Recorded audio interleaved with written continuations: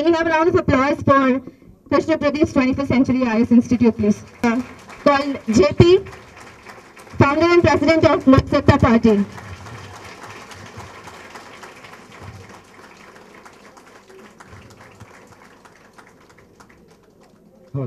Thank you so much, sir, for your presence here.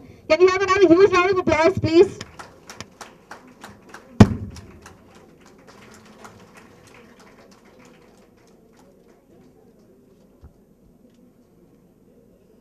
సంబంధించినటువంటి NGO activities ఇవి చూస్తూ పెరిగాం. సో ఈరోజు మొదటిసారిగా జేపీ సార్ని కలవడం జరిగింది.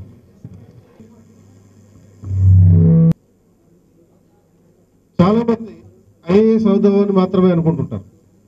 ఐఏఎస్ అయిన తర్వాత పరిపాలన ఏం చేయాలి, ఎలా చేయాలి అనే దాని మీద ఎక్కువ ఫోకస్ చేయడం. సమావేశం ముఖ్య ఉద్దేశం ఐఏఎస్ అయిన తర్వాత ఒక కలెక్టర్గా గుడ్ గవర్నెన్స్ ఏ విధంగా ఉండాలి, సుపరిపాలన ఏ విధంగా చేయాలి అనేటటువంటి అంశం మీద ఫోకస్ చేస్తూ ఈ సెమినార్ ప్లాన్ చేయడం జరిగింది.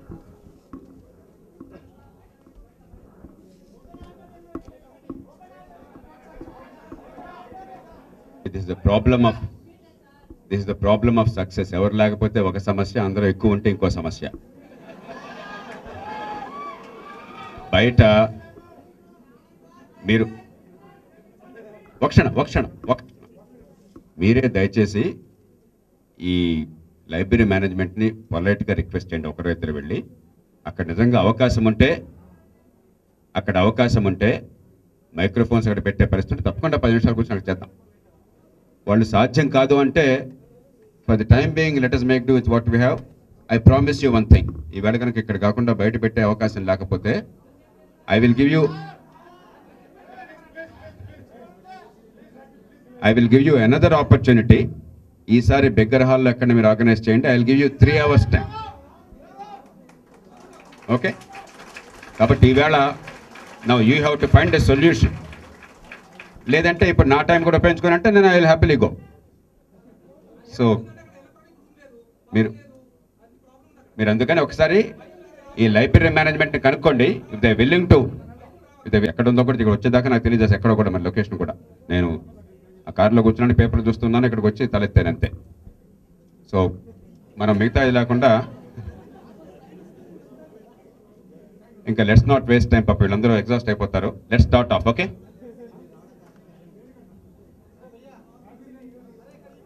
కూర్చోవచ్చు, కనీసం 10 మంది రిలీఫ్ వస్తుంది. కొందరు అక్కడ కూర్చోవచ్చు, కొందరు ఇక్కడ కూర్చోవచ్చు, కొందరు ఇక్కడ కూడా. నేను కొంచెం ఒక వీక్ మూమెంట్లో ఒప్పుకున్నాను. ఈ రోజుల్లో ఒక 2 hours తగ్గడం అంటే అటువంటి చాలా కష్టం. కానీ I always prefer to spend time with young people. That is where the future this country is going to be shaped. ఏం బాబు ఏంటి? This probably is now the largest classroom in Hyderabad city. It's more like a public meeting. Michael Sandel, how many of you have heard the name? Michael Sandel. Michael Sandel. Anybody? Could you tell me blue t-shirt Fitch?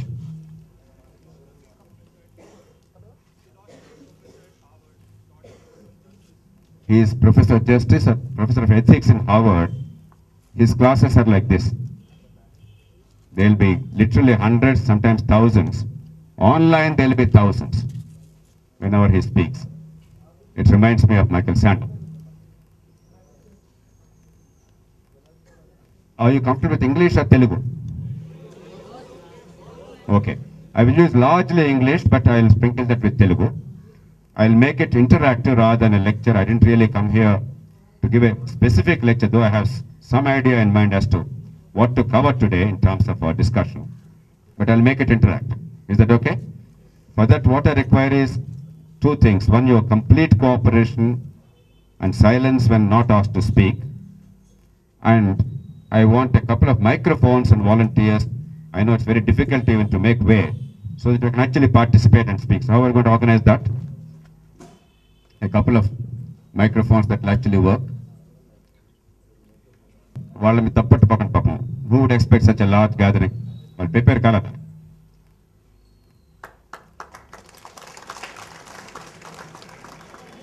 ఈవేళ discussion మనం అనుకున్నది ఏమనుకున్నారు? చాలా boring title. So let me start off with a simple thing. అసలు why do require government? I want very crisp, pointed answers. I'm not impressed with.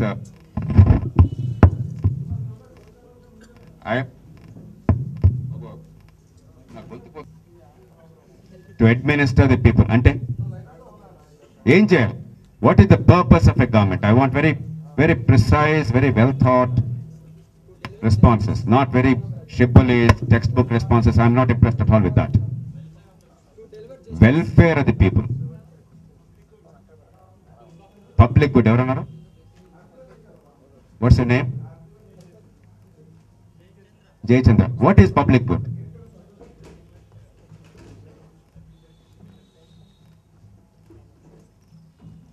మామూలుగా తో black board ఉంటే మీ అందరికీ మైక్రోఫోన్స్ ఉంటే కొంచెం ఇంటరాక్టివ్గా ఉంటుంది. You think of government not merely today, not merely in India, but throughout history. Agriculture started about 10,000 years ago. అప్పటిదాకా we were merely hunter-gatherers. And each tribe had a small little leader and a priest. And the leader was required essentially for cooperation and coordination. Unless they collectively hunted, they were all in trouble. After all, most of the animals were more ferocious, were stronger, more powerful than human beings. So they required somebody, a tribe leader, who would tell them what to do. How to capture, let's say, a Cape buffalo in South Africa. How to ward off the threats of a big cat. All this required very careful coordination apart from individual skills. Beyond that, there was no need for organization. So the state, if you call it state, was merely a small community of 20, 30, 50 tribals whose precarious lives depended on hunting and gathering food. But once human beings became agrarian, agricultural, they were settled communities. And slowly there were surpluses. Therefore, organization was needed. Your needs multiplied, and because you are now living collectively and you are no longer nomadic, you required more settled, more systematic organization. That is when you can say the prototype of a state took shape. So why did the state come about? What is the purpose of it? I forget your name again. Jay Chandra said it's a public good. So what is public good? Think of it 5,000 years ago, 10,000 years ago. What was the public good that a collective entity called state was trying to accomplish? Anybody? Sharing of resources. Is that the first thing that comes to your mind? That is the most important thing. Who said that? Name? Srinivas. Security. Mottamota security of the realm. Defending from external aggression. If another tribe comes and invades you, attacks you, sometimes the other tribe may be cannibals. Sometimes they may be coming here to simply take away your herd of animals. Or it may be to take away your lands because land is a precious resource. Or to drive you away from a particular piece of land where water was available. So unless you defended yourselves against external aggression, later on we might call it war, but external aggression, you cannot really survive. It was a sheer necessity for physical survival of the tribe or the organization or the village or whatever you call it. So external aggression. But that alone is not sufficient. That's necessary. Every state arose to ward off external aggression. The next came internal order. If there's no order internally, if there's no system, if people did not follow a set of rules, if there's no predictable human behavior, then all life would be a disaster. మనం అంతా ఇక్కడ అయిన తర్వాత you all go back, తిరిగి వెళ్ళకెళ్తాము లేదా మీ హాస్టల్స్కో ఎక్కడికి ఉంటారు మీరంతా, homes, hostels, wear ever it is, తిరిగి సేఫ్గా అక్కడికి వెళ్తామని నమ్మకం మీకు లేదనుకో. ఒక ఆడపిల్ల వెళ్తే ఒక గాడిద ఎవడన్నా ఒంటి మీద చేసారనుకోండి, మగపిల్లలు వెళ్తే గుండాలు అటాక్ చేశారనుకోండి. It's habitual thing. ఇది ఒకరోజు స్పెరాటిక్గా జరగడం కాకుండా రోజు రొటీన్గా జరిగేది అనుకోండి, లేకపోతే బాంబులు పడుతున్నాయి అనుకోండి. Is life bearable? So they has to be internal order, security external and internal as well. అది లేకపోతే మనం అది ఉన్నప్పుడు we take it for granted. అది లేకపోతే లైఫ్ ఎంత లివింగ్ హెల్ అర్థమవుతుంది. You go to Lebanon, you go to Palestine, you go to Ukraine today for instance, you go to Syria, Libya, or some other part of the world, strived on Congo for a long time. Life becomes a living hell. So external rebellion or external aggression and internal rebellion and disorder, what nunchi prevent cheyadam kosam. Even the worst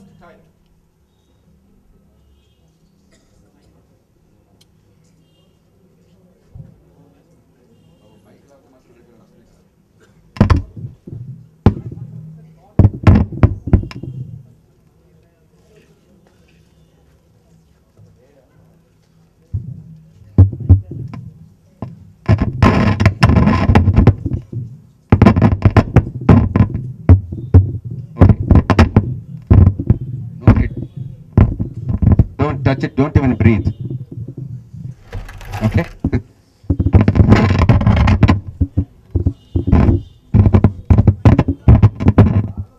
రాజ్యానికి అర్థమే లేదు. But if that's all the state did, then there's no modernity. That's what a tyrant 3,500 years ago did. For instance, the pharaohs of Egypt. But over time, look at the great empires. Compared to the old initial kingdoms and perhaps even emperors, subsequently the empires, they had a lasting imprint on human civilization. The Roman Empire, our own Indian empires, starting with the Mauryas, Alexander to some extent, and of course the Iranian Empire, the Persian Empire, they all had a profound impact on civilization because they went beyond protection, beyond security.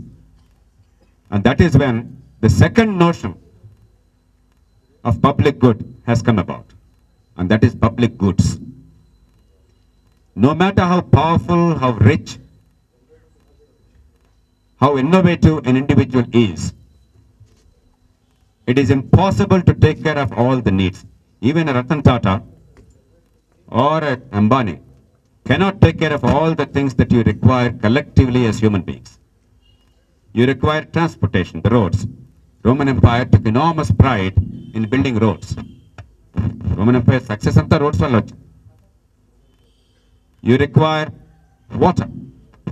They built aqueducts from the rivers to get water to Rome and other cities. They built aqueducts. They're enormously proud of that.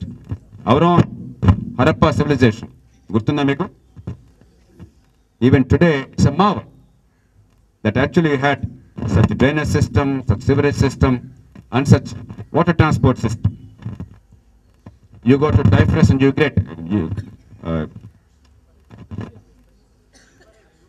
Tigris and Euphrates, the current day Iraq, the Mesopotamia, that was actually the beginning of civilization because that's where much of agriculture came about. You go there, even that hanging gardens of Babylon, vinnara meeru? The hanging gardens are nothing but from the river. They could actually pump water by a system of cisterns to a higher level and then arrange water. Of course, a lot of slave labor was used. So all this infrastructure, the common infrastructure, not for one individual but for everybody. Water, the roads in large measure. అశోకుని చరిత్రలో మనం చదువుకునేది ఏంటి? ఒక sentence గుర్తుందా మీకు ఏమన్నా? రోడ్లు వేయించను, చెట్లు నాటించను, బావులు త్రవ్వించను, సత్రములు కట్టించను. The reason why Ashoka became Ashoka the Great was that at least in this part of the world, and perhaps one of the first in the world itself, he recognized that the government is not merely to invade, to plunder, to expand, to protect. It was to build common infrastructure, to meet the needs of the community. అందుకే ఎప్పుడు కూడా history పుస్తకాల్లో ఇవన్నీ వస్తాయి. ఎందుకంటే these were unique for his time. These were unique that the king actually bothered to think that it was his main responsibility not merely to plunder and to enjoy. So that was the second phase. అది modern కాంటెక్స్ట్లో చూసినట్టయితే you have to expand it to, చూస్తున్నాం కదా, power ఉంటుందో లేదో guarantee లేదు. Power cuts హైదరాబాద్లో కూడా ఇవాళ 3 hours a day ఉన్నాయి. You go to district towns 4-6 hours. You go to villages, power ఉంటే అదృష్టం అంతే. So infrastructure, depending on the level of civilization and the age you're talking about, it keeps expanding, but basics are clear. In order for us to have a good life, in order for us to have a vibrant economy, you require common goods. Without that, you cannot thrive. You cannot earn incomes or specialize or innovate or enjoy the good things of life. And therefore, the state accepted that as a responsibility. Why were all the empires so powerful? The British Empire, other empires, why did they say we are here to civilize these countries? Because they tried to do that. You look at the British Empire, the Grand Trunk roads, the railways, the telegraph, eventually telephones, electricity, the massive public buildings. So they built a system, they built infrastructure, they took pride. Whereas most of our own rulers, they built the minimum infrastructure required, they didn't bother much about that. But if that's all what the state does, ఇక్కడ పనికొచ్చే mics ఉన్నాయి, నేను ఇంటరాక్షన్కి అందుకనే opportunity లేకపోతున్నాను. If that's all what the state does, we would still be in 18th century. Then came the third level notion. See how it progressed from A, security, to B, infrastructure, to C, human advancement. Because even an infrastructure-oriented state is a stagnant state in terms of society. Though economy prospered slowly, though, it still was a stagnant society socially. The millionaire's son became a millionaire. The Jagirdar's son became the Jagirdar. The laborer's son remained a laborer. The woman, of course, remained always the last person to bear the burden of all society. And with the ideas of modernity, equality, particularly with the French Revolution, the idea that human beings, they deserve advancement, it is their right. The whole idea of liberty, fraternity, equality is more than mere slogan. It's about, what about me? I cannot forever carry the burden of the rest of society. I require space and opportunity to rise. Opportunities for vertical mobility. Can anybody tell me what was the growth rate during Industrial Revolution? Economic growth rate during Industrial Revolution? 1%. ఎవరు చెప్పారు మీకు? Who told you this? Who told you this? I studied economics of India. Your name? Vamsi. He is right. మనం ఏమనుకుంటాం industrial revolution అని చెప్పి. Revolution అనగానే we have notions of everything dramatically changing. The annual compounded average growth rate of Industrial Revolution was just 1%. What is the growth rate of India today? 4.55. What are we saying about this growth rate? Are we calling it a revolution? What are we calling it? We are calling it a disaster. Congress party వాళ్ళ collapse లో ఉందంటే, మన్మోహన్ సింగ్ ని పరువు ఎంత పోయిందంటే, because we could not sustain what we believe is our birthright now, a reasonably high growth rate of 9 to 10%. 5% is regarded as a failure today, whereas the Industrial Revolution was the name given to a period, to an era in which the compound annual growth rate was 1%. Why? Until that time it was a stagnant economy, whether it's Roman Empire or Ashoka or Akbar or Harsha or Guptas or whatever. It was a stagnant economy. Relative to pre-agrarian economy, it was a progress because there was surplus, there was leisure. And depending on seasonal conditions, there were years which were good. But still it was a stagnant economy because after all, what can you do with the land available with the monsoon? When there's good rainfall, when everything is good, no pest and pestilence, you had some production. When there isn't, there is shortage, there is famine. You all suffered. There's nothing much more you could do. Surplus unte, other things. Success unte, very good. They deserve an applause for that.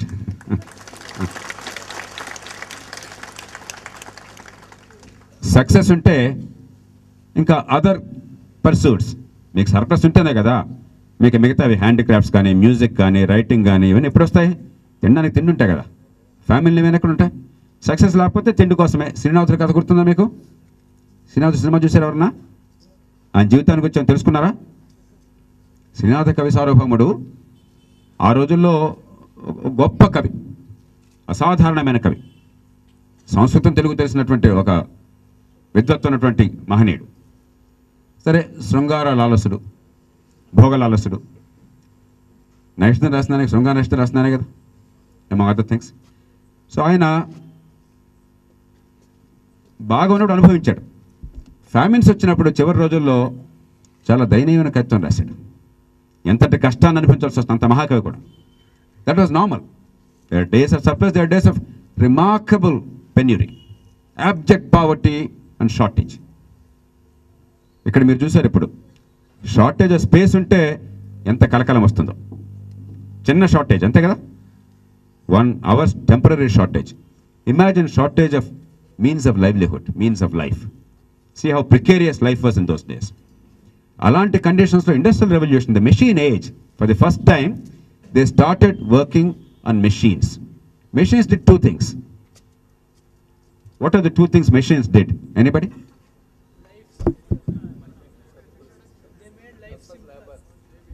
Yeah, but how? Minimized human efforts.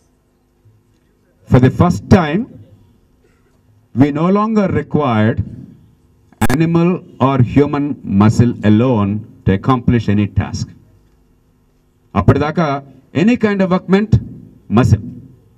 Either human muscle, back-breaking labor drudgery, or animal draft power.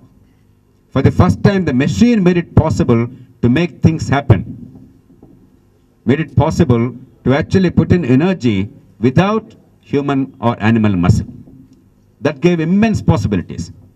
The second is it gave us leverage. Have you heard of Archimedes? Archimedes was once asked by somebody in a gathering like this. He was regarded as the greatest mathematician and physicist of his time. Somebody asked him, "Master, you are such a great man. Can you move the planet Earth?" Archimedes said, "Of course, yes, I can." జనం అంతా వీడు చాలా పిచ్చోడు అనుకున్నారు. ఇవాళ కూడా చాలా తెలుగులో ఎవరైనా ఉంటే మనకు అనుమానం, కొంచెం వ్యాపకాయంత వెర్రు ఉంటుంది వాడికని చెప్పాను. ఆ రోజుల్లో గ్యారంటీ అపారమైన తెలివితేటంటే వాడు ఖచ్చితంగా పిచ్చోడు ఉంటాడని చెప్పాను. I believe he said, "పిచ్చి కాదయ్యా, I can and I will move planet Earth, but subject to 2 conditions. Give me a place to stand upon." నేను పెద్ద బండరాయి మీద కూర్చుని దాన్ని కదిలించమంటే కదిలించను. నేను బయట ఉండి ఏదన్నా యంత్రంతోనో చేతులతోనో కదిలించగలను.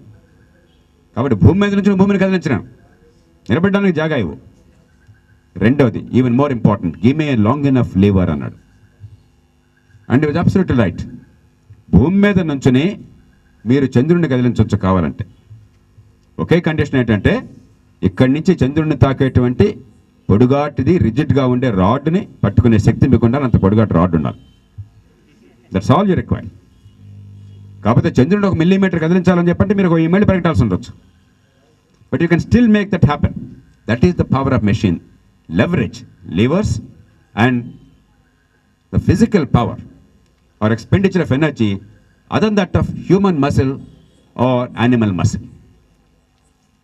అది రాగానే ఏమైంది? 1% guaranteed compound average growth rate at a time when economy was always fluctuating. You had years of modest surpluses, you had years of phenomenal shortfalls. For the first time, it was no longer the case. You could save, you could store, you could process, you could anticipate, you could draw water from the well. You could use the windmill, like in even today in the Netherlands, for instance. The windmill is a symbol. It came about in those days. You could use the machines, and a lot of things were possible. Life was much more bearable. Therefore, that gave us, for the first time in human history, an assured annual incremental growth. Though 1%, it was still miraculous because over a period of 50 or 60 years, the total wealth of the nation doubled. For 10,000 years, wealth simply stayed stagnant. And for such a mankind, that wealth could be doubled within 60 or 70 years was nothing but a miracle. And therefore it was a revolution. In 150 years, it became 4 times. In 225 years, 8 times. Rest of the world, which did not understand industrial revolution, like Asia, like India for instance, like China, we remained where we were. అందుకనే మీకు చాలా మంది చెప్తారు, by around 1700 or so, India accounted for about 25% of the world's global GDP. But by the time of independence, India's GDP was how much? How much? 2%. In about 200 to 250 years, from 25% in global terms, India came down to 2%. Not that India's actual GDP output saw an absolute decline, no. It probably was stagnant. There was perhaps a marginal increase, because we too had some machinery. But it was very marginal relative to the rest of the world. As the rest of the world prospered and progressed dramatically, relatively our share came down to only 2%. And by 1990, what was our share? Anybody? In 1950 or 1947, our share was 2% of the world's GDP. By 1990, our remarkable accomplishment was our share became 1% of the global production. After independence. That is the relative decline.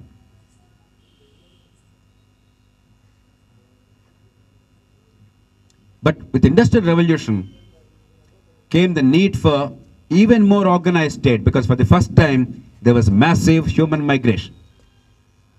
Occupational patterns changed. Agriculture was no longer the main source of income. It was still the main source of physical livelihood, life. You needed the food grains, yes. But you no longer depend on agriculture for incomes, for a good life. Once the basics of survival are assured, any other possibility, anything else was, whatever you could imagine, what you could innovate, you could actually achieve that. మరి migration వచ్చినప్పుడు, కొత్త patterns of production వచ్చినప్పుడు, కొత్త రకాలైనటువంటి economic pursuits వచ్చినప్పుడు, you require new kinds of infrastructure. అంతకుముందు అక్కర్లే. Oil కొత్తగా అవసరమైంది. somebody had to produce oil, somebody had to transport oil. Electricity స్లోగా మొదలైంది. somebody had to look at electricity. A very complex issue.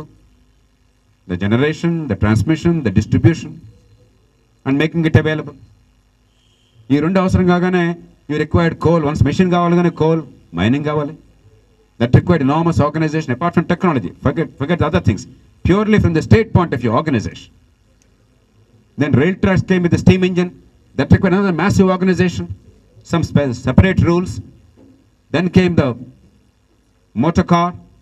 That required again new kinds of rules, new innovation. Appadaka traffic rules alochana ledhu. You had to think of traffic. You had to think of road infrastructure. New infrastructure needs came about. Even in terms of the society's order, because of increasing urbanization, because of more and more impersonal lives in a feudal, agrarian, rural society, everybody knew everybody else. The social controls worked. But as you became more and more urbanized, with more and more impersonal lives, with more equality, more egalitarianism, nothing can be taken for granted. In order to protect other people, in order to bring order to society, new forms of organization, new innovations, new technologies, new infrastructure were required. Therefore, we had to move another step, another notch, to meet with the challenges of economic growth. Then came a fourth level. Economic growth, the British Empire did it, other great empires of the modern era did it. All the colonialism was about that. Then came the notion of democratization, not only in our countries, but in their countries themselves. Abraham Lincoln, do you know how much he studied in terms of formal education? Anybody? Emma? He had 2 or 3 years of schooling in a poor church, neighborhood church. All that he did was he read about 6 or 7 small little books, or perhaps passages in those days, and learnt alphabet, etc. Later, he taught himself, once he painstakingly learned to read and write, And there was no notion of a child getting education. Education avanante Harvard came even then. Harvard is now more than 400 years old. Alage the great universities of Europe, for instance, Hamburg is about 1,000 years old. Oxford, Cambridge, centuries old. Kani they were all for the truly wealthy people. Unless you are a remarkably wealthy person, there is no chance of you entering the portals of university, whether school or university. Because the state never thought that was part of its responsibility. So the fourth level came, that unless you educate your people, you're losing out on two counts. One, for a growing economy, you're not having the skilled manpower, therefore you have to educate them. Otherwise you fall behind the rest of the world. Two, manage if the skills and education are limited to a chosen few because of the circumstances of birth, what Warren Buffett called the accident of birth, the accident of the womb అన్నాడు. ఏ తల్లి గర్భాన పుట్టింది బిడ్డ అన్న accident అనేది ఆ బిడ్డ భవిష్యత్తు నిర్ణయం చేసినట్టయితే తరతరాలుగా కోటీసుడుగా ఉంటాడు, కూలీ కూతురు కూలీగా మిగిలిపోతుంది. Slowly this moral notion, not only the economic imperative, but also the moral notion, and this is another important thing. Throughout history in statecraft, in making the rules of governance, morality and economic necessity went together. Take the American Civil War. It was as much an economic necessity as it was a moral imperative. మనిషిని బానిసగా చూడడం ఏంటని చెప్పన్నది morality. అప్పటికి ఆ enlightened thinking కొంతమందిలో ప్రవేశించింది. A lot of people dedicated their lifetimes to educate their fellow human beings. ఈ మధ్య ఒక సినిమా వచ్చింది చూసారా? 12 Years a Slave. ఎంతమంది చూసారు? How many people watch that? చూడండి. If you have a chance, see that. It is post-independence United States, but pre-abolition, before Civil War. The northern states had no slavery. The South had. And how a free man in the north, an educated, enlightened gentleman in the north, was abducted, taken to the south, and how his life for 12 years was decimated. And he was lucky that he found some help and he could ultimately escape the terrible, terrible scourge. That was the life. And for those in the south, no hope at all. But it was an economic issue. North came out, as industrialization took shape in the north, they required more and more free men with skills to work in their factories. They required migration of free men. South came out, they largely depended on agriculture, mostly plantations and cotton, which required free labor, cheap labor. India నుంచి అయితే indentured labour అని చెప్పన్నారు. Fiji, all these West Indian islands, Mauritius, other parts of the world, the British took them as indentured laborers. Akademo, slavery. You required them in order to sustain the agricultural economy in the modern context, in order to boost production to meet the needs of industry. But because there was a clash of the economic needs of both these regions, and of course there was this moral urge, ultimately ended in civil war. The state had to accommodate this. Therefore, you had to move a notch. Opportunity for vertical mobility, that became the watchword since the middle of 19th century, more or less. Since then, education, it became slowly the state's responsibility. Abraham Lincoln, he was born in 1809. Incidentally, he was born on the same day as another great man. Anybody can tell me? Two of the greatest human beings of all time were born on the same day, but in different places. I don't think they ever met, but they probably heard of each other. Kennedy ippude monna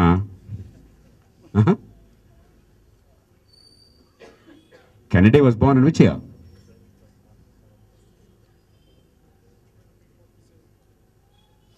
Kennedy was born in 1917. Einstein was born in which year? I think it was 1872, if I'm not mistaken. We're talking about Abraham Lincoln, 1809 he was born. Civil War, 1861 to 1865. One great human being, one of the greatest of all time. He was born on the same day. It's important because we celebrated the bicentennial of both in 2009. Just your name? What do you do, Gopi? Me academic background ఏంటి? Charles Darwin. Gopi is right. He was born on the same day, exactly the same day. It's a remarkable coincidence. Two of the greatest human beings of all time actually born on the very same day, not birth date, but on the very same day in 1809. But I'm digressing.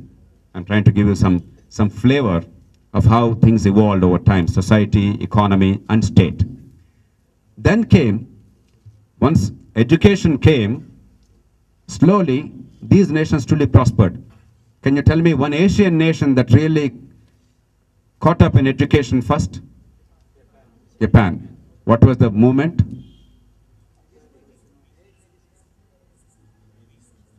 Anybody can tell me? The historical event in Japan that shaped the Meiji Restoration. Japan, even in those days, more than 120, 130 years ago, had about 30 to 40% people who were actually educated, literate, and truly literate. And it was not a small number. Ivala kuda India lo, could anybody tell me what is our literacy?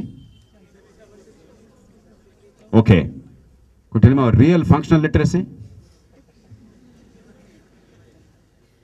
Because literacy is what? Not signing something. The ability to read, write, and simple arithmetic at least numbers. If that is the definition of literacy, I don't think we crossed 50% even today. It could be even in the 40s, even today. So Japan achieved that 30% literacy 125, 130 years ago, real literacy. And that became a tremendous engine for economic growth and military might. And thus Japan became the first great power from Asia which could challenge the might of Europe.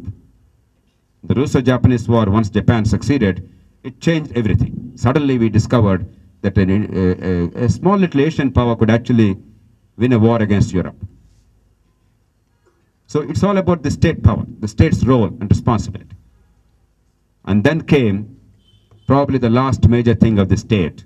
What was it? After education, what? Healthcare. Even after education came, the state never bothered about healthcare across the world. They still left it to the devices of the people. People died or lived.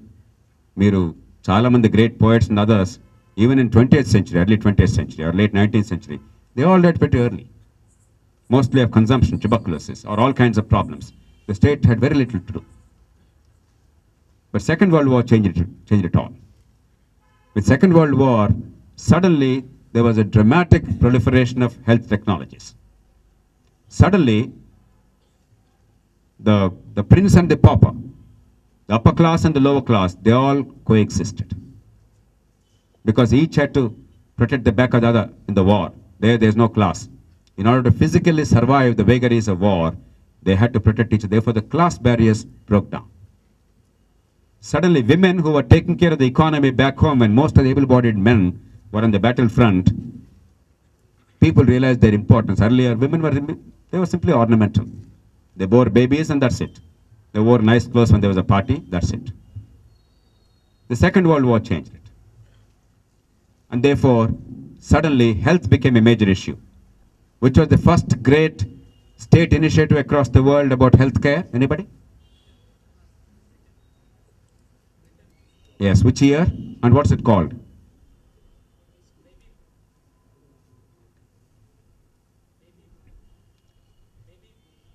The America law, after Second World War. The people who returned from the war, that was a happy generation because the economy was growing very fast, therefore the birth rate went up. But this is different. Which year? 1948, it's called the National Health Service. A great man called Anurin Biwan, and of course Ertley in the Labour Party, because that was their commitment, that we will give guaranteed health care of quality to every single person without having to spend money out of pocket. An extraordinary promise. For that day and age, an unbelievably bold promise. And the remarkable thing is, in a very poor society, in times of enormous shortages, there were bread queues in those days. Egg was not available in the market. If somebody found the egg, it was black market. Therefore, the fellows were punished. ఇంట్లో ఎగ్తో omelette వేసుకుంటే బ్రిటన్లో ఆ రోజుల్లో post second world war they were jailed. They was rationing. తెలుగులో మాట్లాడాలా? అర్థం కావట్లేదా? Okay, కొంచెం Telugu I will try to sprinkle with Telugu also. Okay, చాలా వచ్చినాయి అక్కడ.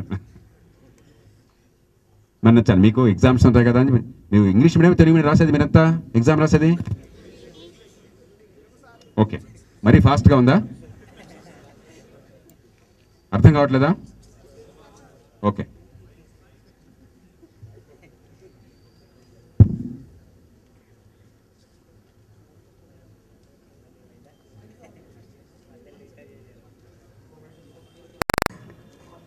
ఆ తర్వాత తెలుగులో ఆలోచించడం మానేశాను. Now I think in English. My problem is తెలుగులో మాట్లాడినప్పుడు చాలామందికి తెలియదు. I'm letting out a secret now. ఇంగ్లీష్లో ఆలోచించి తెలుగులో మాట్లాడతాను. ఎక్కడ మాట్లాడినా కూడా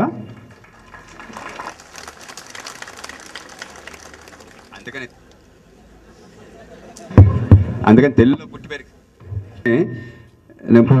మామూలుగా మాట్లాడితే ఇంగ్లీష్ వచ్చేస్తాను అన్నమాట. తెలుగు అంటే కొంచెం ఆలోచించాలి, అది సమస్య, మన్నించాలా.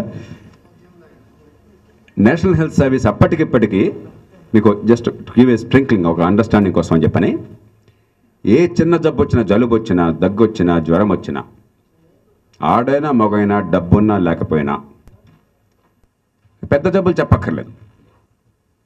ఇన్వెస్టిగేషన్స్ కావాలన్నా, సర్జరీ కావాలన్నా, హార్ట్ సర్జరీ కావాలన్నా పెద్ద వేలాగా ఉంటాయి. ₹1 ఒక్కళ్ళు చెల్లించక్కర్లేదు. ప్రైవేటు గవర్నమెంట్ తేడా లేదు. నిజానికి దానిలో పెద్ద ప్రైవేట్ లేదు, ఎందుకంటే ప్రైవేట్ సెక్టర్ రాకమనిపై గవర్నమెంట్ సెక్టర్ దీన్ని ప్రారంభించింది. కాబట్టి ప్రైవేట్ సెక్టర్ బ్రిటన్లో ఈ మధ్య దాకా 2-3% కూడా లేదు హెల్త్ కేర్లో. ఇప్పుడు బహుశా 5-10% ఉందేమో ఇప్పుడు కూడా, అంతకంటే ఎక్కువ లేదు. Most of it is public sector. మనకి ప్రైవేట్ సెక్టర్ ఈజ్ 80% ఇండియాలో, public sector is only 20% health care మనకి ఇవాళ. అండ్ పబ్లిక్లీ ఫండెడ్, మొత్తం ట్యాక్స్ పేయర్ నుంచే, కానీ high quality. At the same time choice ఇచ్చారు. ఏ డాక్టర్ దగ్గరికి పోవాలని చెప్పనేది మళ్ళీ కంపల్షన్ లేదు. ప్రతి డాక్టర్ని కూడా మీకు మీ ఏరియాలో మీకు అందుబాటులో ఉన్న వాళ్ళలో మీకు నచ్చిన డాక్టర్ రిజిస్టర్ చేసుకోవచ్చు మీరు. ఆ డాక్టర్కి రిజిస్ట్రేషన్ బట్టి ఆ డాక్టర్కి ఫీ వస్తుంది యాన్యువల్గా. ఫ్యామిలీ కేర్ అన్నట్టయితే రొటీన్ చెకప్స్, ఏమైనా ప్రాబ్లమ్ వస్తే చూడడము, ఇమ్యునైజేషన్, చైల్డ్ బర్త్, మరి చైల్డ్ కేర్, ఇవన్నీ కూడా చూసేట్టయితే ఫ్యామిలీ కేర్ అని చెప్పంటాము. దానికి సంవత్సరానికి ఇంత అని చెప్పని ఫ్యామిలీని బట్టి ఆ ఫీ గవర్నమెంట్ చెల్లిస్తుంది. ఆ డాక్టర్ కొన్ని రెప్యుటేషన్ని బట్టి, అతని సర్వీసెస్ని బట్టి అతనికి ఇన్కమ్ పెరుగుతుంది. ఎక్కువ మంది రిజిస్టర్ అవుతారు సహజంగా. ఎందుకని ఇందాక శాండల్ గురించి అనుకున్నాం కదా, ఆయన లెక్చర్స్ అంతమంది చూస్తారు. సపోజింగ్ ఆ లెక్చర్స్ ఎక్కువ మంది విన్నట్టయితే ఆయనకి ఎక్కువ శాలరీ వచ్చిందనుకోండి, ఇన్సెంటివ్ ఉంది కదా బాగా చేయడానికి. ఆ రకంగా వాళ్ళకి దే గెటింగ్ మోర్ ఇన్కమ్.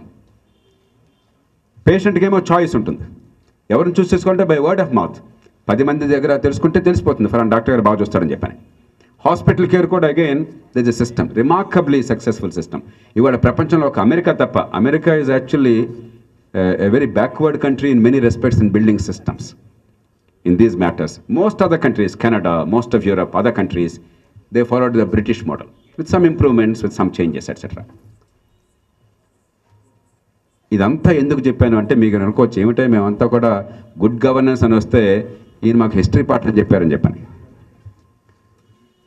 నేను అనుకోలే, మామూలుగా ఇంటరాక్షన్ అయితే ఇంకో రకంగా ఉండేది. But I wanted to let you have a sense of where we're as human beings. ఇది స్టేట్ అయినట్టయితే ఇప్పుడు మన దేశంలో ముందు మనం చూడాల్సింది గుడ్డో బేడ, తర్వాత చూద్దాం అసలు స్టేట్ అసలు ఏం చేస్తుంది ఈ దేశంలో. గవర్నెన్స్ అంటే ఇది అయినట్టయితే మొట్టమొదట protection and security, and in the modern context rule of law, అంటే చట్టబద్ధ పాలన. కేవలం సెక్యూరిటీ ఇస్తే చాలదు, పోలీసు వాడికి సంతానంటే చాలదు. చట్టం అందరికీ సమానంగా వర్తించకపోతే డబ్బున్నవాడికి, లేనివాడికి, అధికారం ఉన్నవాడికి, లేనివాడికి, ఆడమొగకి, అది మోడర్న్ స్టేట్ కాజాలదు. కాబట్టి ఇది మొట్టమొదటి. విదేశాల నుంచి ఆక్రమణ సరే, ఏదో సైన్యం ఉంది, వాళ్ళు చూసుకుంటున్నారు, యుద్ధం వచ్చేదాకా మనకు తెలియదు ఏం చేస్తున్నారు, కాబట్టి దాని గురించి మనం చర్చించుకోకర్లా, వదిలేద్దాం. దేశం లోపల అందరికీ రక్షణ అని చెప్పంటే మహిళలకు బయటకు వెళ్తే రక్షణ దగ్గర నుంచి, పౌరులకు రక్షణ దగ్గర నుంచి, చట్టబద్ధ పాలన, చట్టం అందరికీ సమానంగా చేయడం, this is the modern context. రెండోది ఇన్ఫ్రాస్ట్రక్చర్, ఇందాక అనుకున్నాం మనం, వాటర్ కావచ్చు, పవర్ కావచ్చు, ట్రాన్స్పోర్ట్ కావచ్చు, కమ్యూనికేషన్స్. పూర్వం అనుకున్నాను, ఇప్పుడు కమ్యూనికేషన్స్ గవర్నమెంట్ నాశనం చేయగలదు కానీ బాగు చేయాల్సిన అవసరం లేదు. ప్రైవేట్ సెక్టర్ వచ్చేసింది, కాంపిటీషన్ వచ్చేసింది, వాళ్ళు చూస్తుంటారు. గవర్నమెంట్ ఓన్లీ కానీ రెగ్యులేట్ లిటిల్ బిట్ అంతే, అది పెద్దగా ఇప్పుడు గవర్నమెంట్ రూల్లో పెద్దగా లేదు. లేకపోతే 20 ఏళ్ల క్రితం నేను ఐఏఎస్ మానేసిన తర్వాత ఆ టైంలో కూడా ఫోన్ కావాలంటే తలప్రాణం తక్కువ వచ్చేది.